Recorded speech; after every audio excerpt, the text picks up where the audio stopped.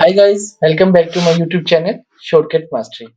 If you have not subscribed my YouTube channel, so kindly subscribe it.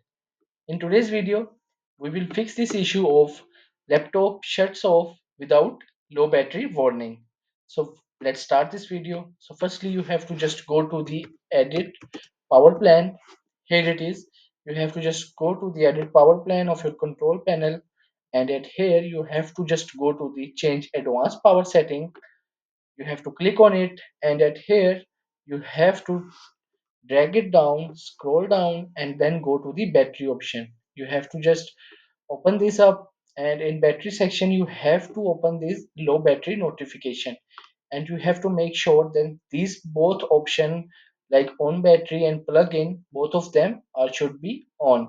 As you can see, it is on in my system. If it any of one and both of them is off in your system, so kindly turn it on and then click on apply and then click on OK. So by doing this, your issue will be fixed.